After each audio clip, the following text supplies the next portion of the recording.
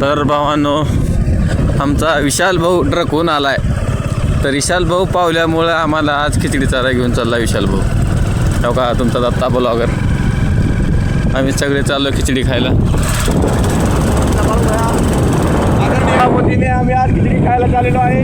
प्रकट झालेत बाळू भाई आज. कसं काय माहिती, कुठून काय. बस झालं भावानो. तुम्हाला खिचडी जागी भेटतो कुठं? आप्पापाशी भेटतो आम्ही आता. तरी भावानो फेरा फिरलेला आहे, बदली झालेली आहे.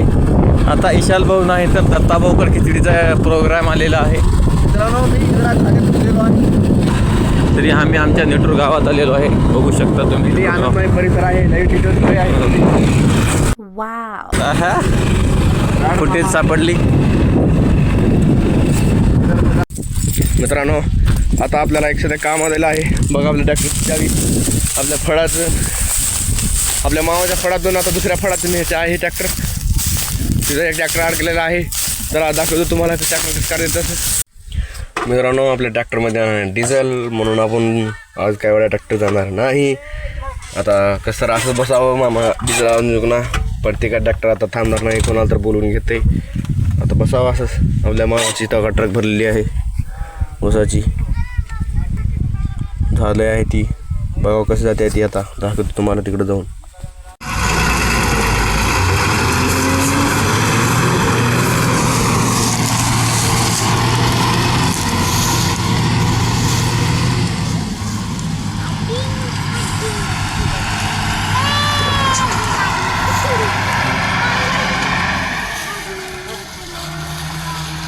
मित्रांनो, बघू शकता मामाची किती भारी ट्रक गेलेली आहे भरून.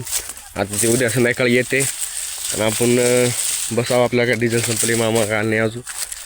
भेटूया उद्याच्या ब्लॉगमध्ये. Good night. असा सपोर्ट राहतो तुमचा.